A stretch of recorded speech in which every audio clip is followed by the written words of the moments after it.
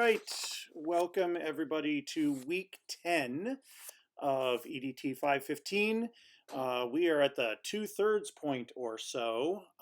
So this week is basically week 2 of assessment. Last week, the focus was really on assessment practices within your instructional design. And that's going to continue through this week as you start working on phase 3 of the instructional design document. But there's also going to be an activity this week that is sort of assessment of your design, what I call alpha testing. Beta testing is typically when you put a program or something actually in front of users and have them try to break it. For me, alpha testing is before you get to that point, but it's where you get sort of an independent evaluation of a program, or in this case, your instructional design, and hopefully get some feedback that will help you either make revisions or just help to clarify some things that are in your plan before you get further into sort of wrapping the plan up. So I figured, since both of the things this week are really just about sort of following some instructions and so on, that I didn't really need to have a class meeting tonight. Obviously, if you have questions about anything, do please feel free to reach out to me.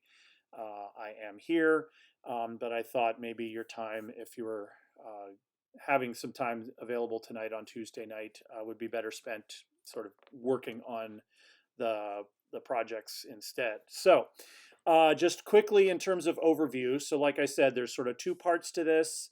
Part 1 is phase 3.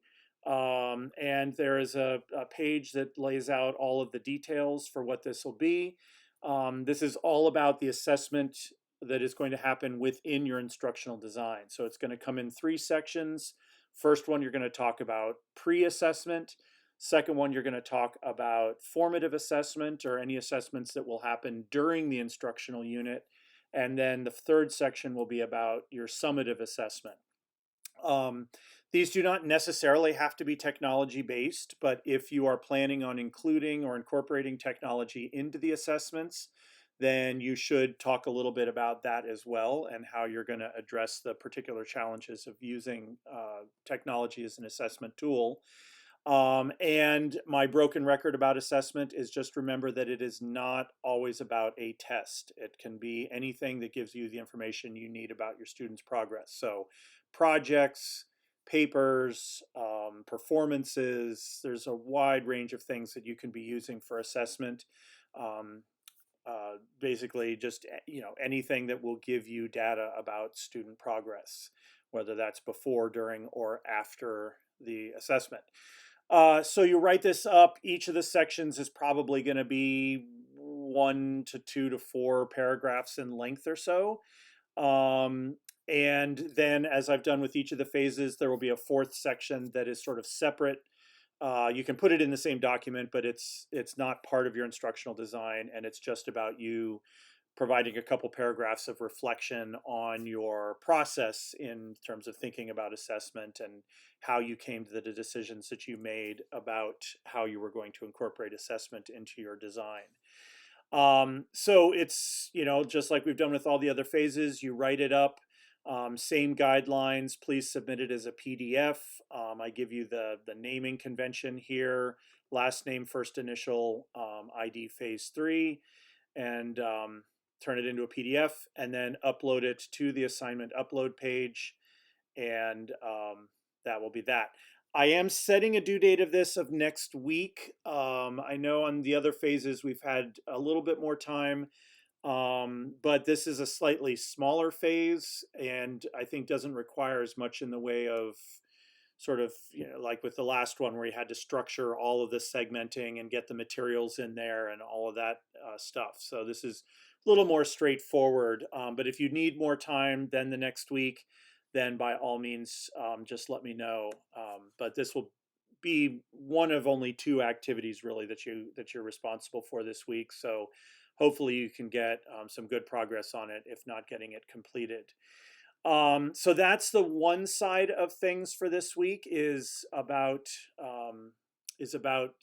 that phase 3, about talking about the assessment within. Then the other is getting this alpha testing done. And I've been going back and forth on specifically how to do this in the past. When this course has been taught more in person, where we're all together in a classroom, a lot of times we've just paired up with other students in the class and had some conversations and kind of gone over things. I've tried doing a similar thing in this online format, but I know that can be tricky sometimes to try to get everybody in the class connected with somebody else in the class, because some people may not be ready to have theirs looked at, and other people may just not be as available or as engaged. So what I'm going to do this time around, and I'm hoping that this helps to solve those issues, is the bottom line is I want you to find a person, somebody that you can have a conversation with about your instructional design plan as it exists now.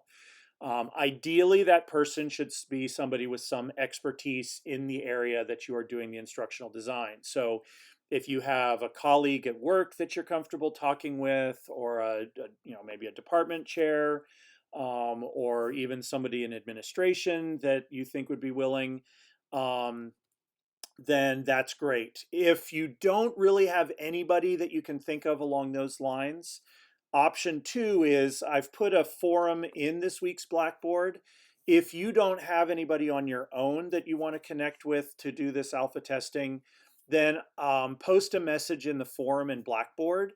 And I'm going to ask everybody to kind of check in on that forum to see if anybody's looking for someone. And if you think you could be somebody that could be somebody else's alpha tester, then that would be helpful. If it doesn't work out, then I'm going to keep monitoring that forum, and if there are people that just can't find anybody, then I'll help step in and try to figure out something that we can do. But again, the bottom line is I just want you to find somebody who is knowledgeable in the subject area.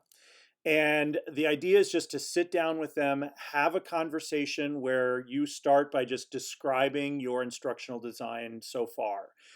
We've actually covered basically all the major chunks. You did analysis, you did goal setting, you did the segmenting and sequencing of the instruction, you planned out for materials that are going to be used, and now you've got an assessment plan in place. So you should really be able to kind of describe the entire arc of this instructional design to somebody. And the idea is to bounce that design off of this other person and just solicit their feedback, get ideas from them. They may catch things that you didn't catch. They may have suggestions for other things you might want to try. If there's somebody who has experience in the particular area, then they might have suggestions for, I don't know, additional activities or materials or things that have worked well for them. So, basically, this is not putting it in front of students to have them try out the instructional design.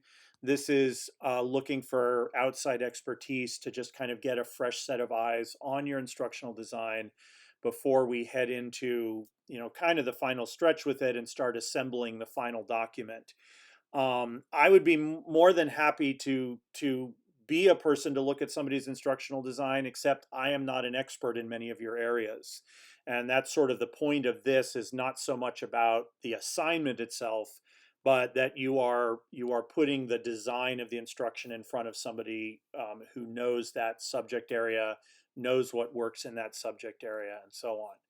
So whichever route you go, whether you're finding your own person or whether you're going to be seeing if there's anybody within the class that can help out through the forum, you have that conversation, and then you're just going to create a journal entry, a write-up about that conversation.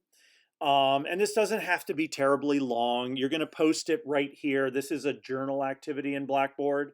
I picked a journal activity because that keeps it private between you and me. So this will not be like a forum where everybody sees your reflection and your process. So this will be a place where you can just post a journal entry. I can respond to that journal entry with my own feedback if I see anything that I can add into the conversation. But basically just discuss, who it was that you got together with, what you talked about.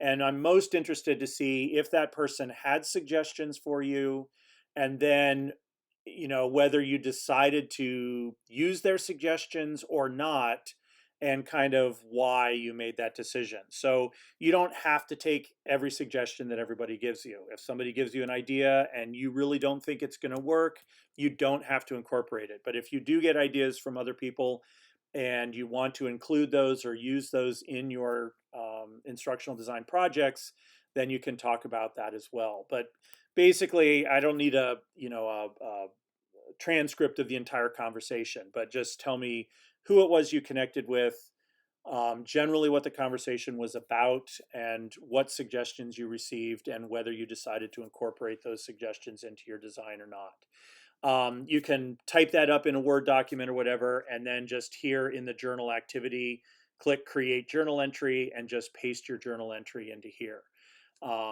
So it's going to be a forum, but it's a two-person forum instead of an open public forum.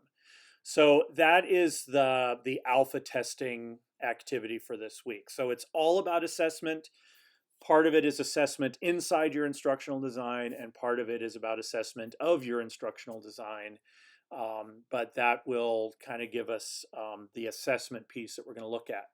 And then next week, we're going to spend a few weeks talking about doing some material production, creating a couple of examples of materials that would be part of your instructional design plan. And then we're going to be wrapping the course up. I mean, we've got 5 more weeks, I think, of class meetings after this one. So yeah, we're going to be starting to put things together. So that is the overview for the week, all about assessment inside and outside of your instructional designs. Please, as always, don't hesitate to reach out with any questions. I'm going to be trying to get through all of the phase 2 work now that pretty much everybody has that turned in. So hopefully you'll start to see some feedback on those. And I'm also going to be getting caught up on any forum posts or anything that have happened in the last couple of weeks as well. All right, so that is it. Good luck. Let me know how I can help, and enjoy the beginning of November. Thank you very much.